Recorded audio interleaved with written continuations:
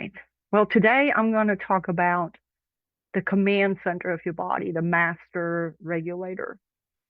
If your nervous system is stuck in a state of high gear, your body does not see those healthy habits that you're developing as support. It sees them through the lens of threat detection. So today we're going to talk about why you cannot heal in a state of chronic alarm, and more importantly, how you start to take the foot off the gas, essentially. So think of your nervous system kind of like a business. You have two departments. You have the sympathetic side, that's your emergency response team. That's for when you're literally running from a bear or dealing with a crisis of some sort. And then there's the parasympathetic side. That's your maintenance crew. These are the folks who do the actual heavy lifting. They digest your food, they repair your gut, they balance your hormones. And so here's the problem. You cannot have the whole building on fire and then at the same time expect the maintenance crew to paint the walls or repair the outlets. So when you're stuck in this high gear emergency mode, the body sends the maintenance crew home. It'll shut down digestion and repair just because biologically speaking, you are too busy surviving to bother with repairing. So you can eat the most expensive organic food in the world and take the most premium supplements. But if your body thinks it's in a constant state of threat, then it's never going to actually use those nutrients to heal.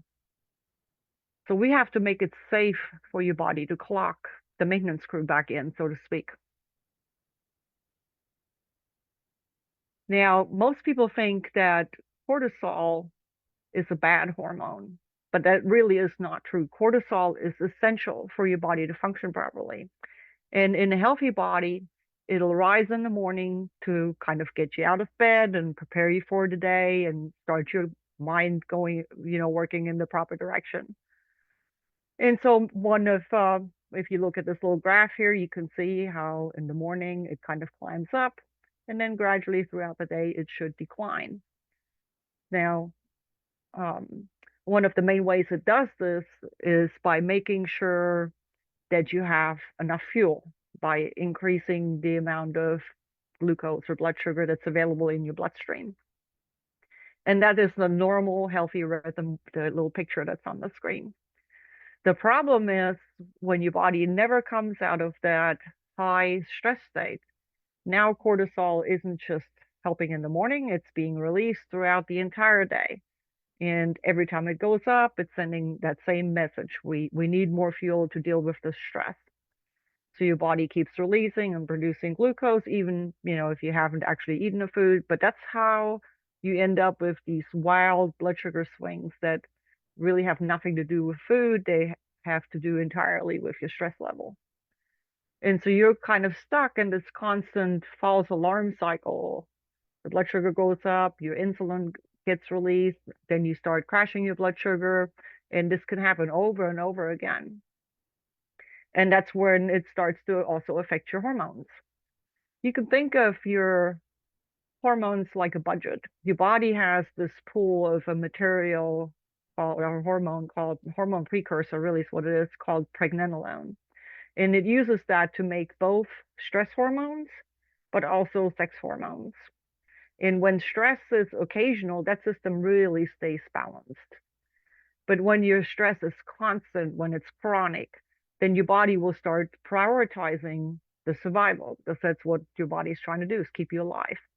And so it'll keep from that same pool to make more cortisol to keep up with the demand, which means that there's less support for everything else. There's less support for your sex hormones, there's less support for your recovery, for your long-term balance. So this really, it's not just about feeling stressed. The chronic stress keeps your cortisol chronically elevated, and that chronic elevation keeps pushing your blood sugar up over time, and it causes inflammation all throughout the body, which is an additional chronic stress. And then your body starts to shift resources away from balance, equilibrium, rest, digest, and repair, and it shifts that towards survival. And that really is the cascade on how these things happen.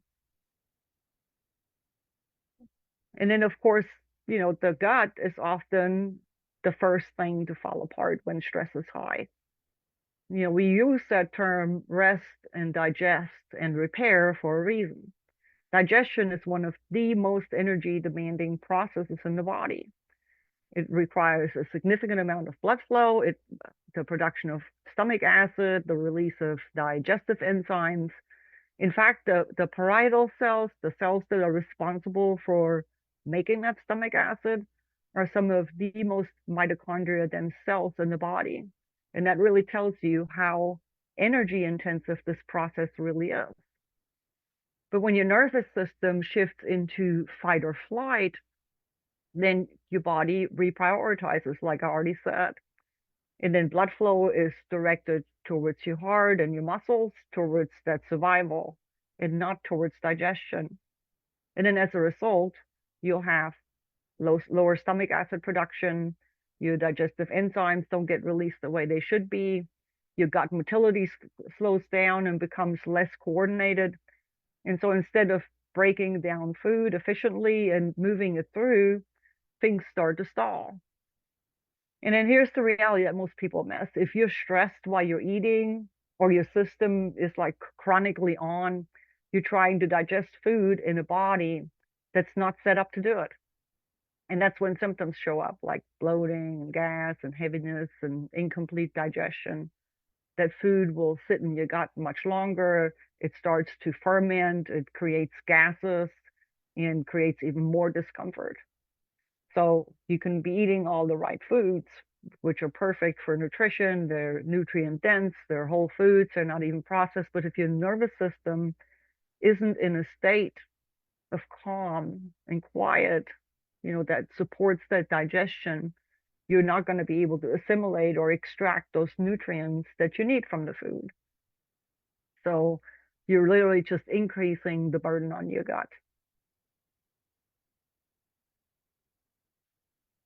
Now, a lot of us think that sitting on the couch and watching TV is relaxing, but in all reality, that's just a passive distraction. Your mind might feel a little calmer, but your body still could be holding on to stress signals. And that tension isn't going anywhere unless you actually actively regulate it. And so I'm talking about regulation, which is an active instructional process. You are literally sending a signal to your brain, we are safe. It's okay to slow that heart rate down. It's okay to turn the digestion back on. It's okay to let the blood flow to the gut. So you're telling your body that you're in a safe place. So you're giving your body permission to switch out of that survival mode into that rest, digest, and repair mode. And this is where like techniques like breath work, specific movements, or even just humming can come in handy. Those aren't just regulation tricks. They physically stimulate the vagus nerve, which is the main pathway your nervous system uses to recognize that safe space, that area of safety, or that feeling of safety. So when you stimulate it, you're actively telling your body, stop treating this like a threat. You can calm down now. And you could think of it like traffic lights, that chronic stress that keeps that light on red for digestion, relaxation, recovery. Everything is stalled. It's come to a standstill. It's ground to a halt. And then regulation is like flipping those lights to green. Suddenly signals can flow smoothly again, and the enzymes can turn back on, and your motility improves, and energy can be used for repair instead of running from that proverbial tiger.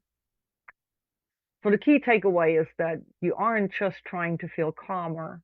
You're actually training your nervous system to respond differently to stress, to recover more efficiently, and to return to like a neutral baseline where your body can actually function properly. And this is really what builds resilience. Over time, this reduces that physical impact stress has on your digestion, on your energy, and on your overall health.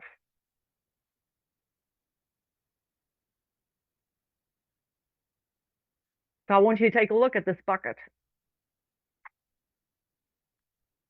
We all carry a total burden, body burden of stress. But most people, excuse me, most people only pay attention when something starts overflowing. You know, your gut, your energy, your sleep, and you think that that is actually the problem, but it's not. So you can look at all these different arrows that are going into this bucket. Stress isn't just mental or emotional. It's not just worry or anxiety or feeling overwhelmed. It's also nutrient deficiencies, blood sugar crashes, toxins, environmental exposures, hormonal and metabolic imbalances. There's a myriad of ways that the body experiences stress or, gets that stress signal. And so all of these are inputs and they all add up. And then over time, they will fill up that bucket. So you're not dealing with one problem. More likely, you're carrying multiple stressors at the same time, and that's what fills that bucket up. And then once it hits capacity, things start to spill over. And that's when you start to have symptoms. So instead of chasing that symptom, you really want to take a look at the inputs. What is filling that bucket up? And this is where a stress audit can come in. So you don't try to empty the whole bucket overnight. That's where people tend to burn out. You pick one arrow, one of these little arrows on the screen. Let's see if I can get my cursor over here. Whether that's physical stress or mental, emotional stress, just pick one of these arrows and see if you can shorten it. Maybe you can reduce your mental load. You get it out of your head and you write it onto a piece of paper like a brain dump. Maybe it's a physical stress and you swap a workout, an intense workout for a walk. Maybe it's the nutrition piece and you cook a meal at home that's nutrient dense instead of grabbing something quick.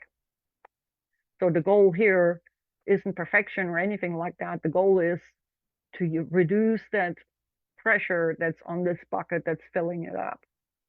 Because when you start to lower that total load, the system starts to kind of stabilize, and that's when symptoms start to improve.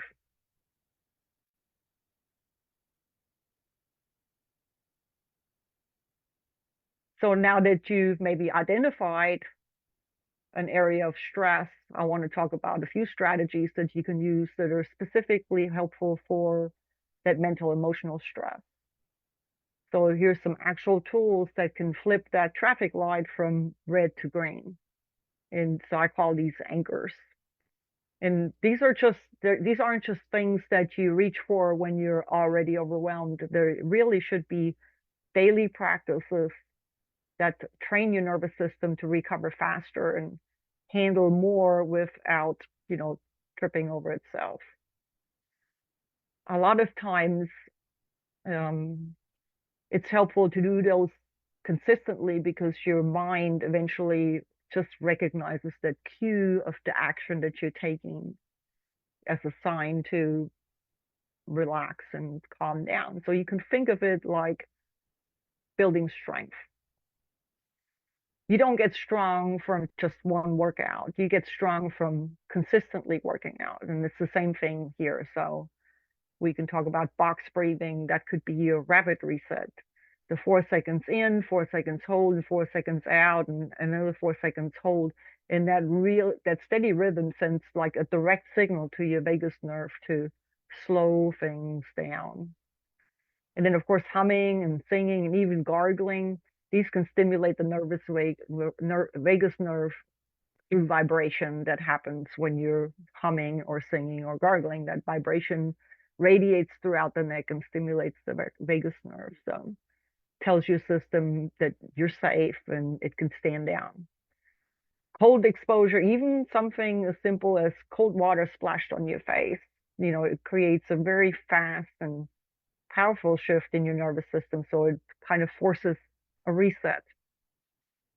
And then there's your version of your reset. Maybe it's a short walk in nature or just stepping outside on your porch or just disconnecting for a few minutes or getting a massage.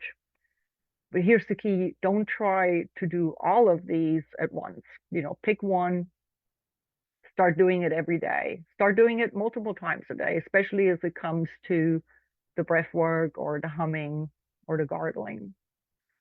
Because what you're really doing then is training your system to come back to neutral and do it faster and more efficiently and with a lot less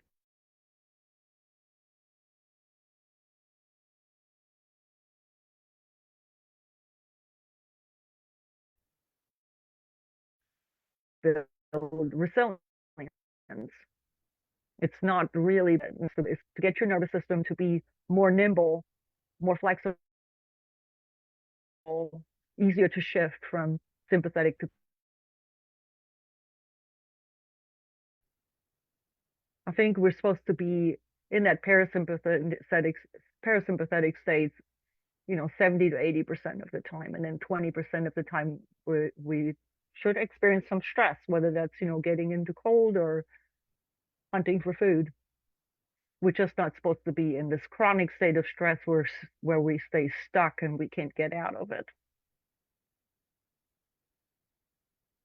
And so that's your nervous system framework. So I covered why rest and digest really isn't optional. It's a biological requirement if you want to repair and recover. And you've seen how stress drives that cortisol cycle, how it impacts your blood sugar, and why your body starts to break down when that system stays switched on at all times. And then most importantly, you now have a few tools, real physical ways to regulate your system and flip those traffic lights from red to green. And most of them don't even cost any money. They're completely free. Maybe cost you a little bit of your time. Because this isn't really just about feeling less stressed in the moment. This is about training your body to be more resilient, to recover faster, to return to baseline, to stay steady even when life gets, loud and rambunctious. So here's what I want you to do. Identify one arrow going into your stress bucket in just one and focus on reducing that this week. And that's how you start lowering that total load. And that's when things actually begin to change. Your body isn't broken, it's just overburdened. And when you can reduce that burden, then things will start to work again.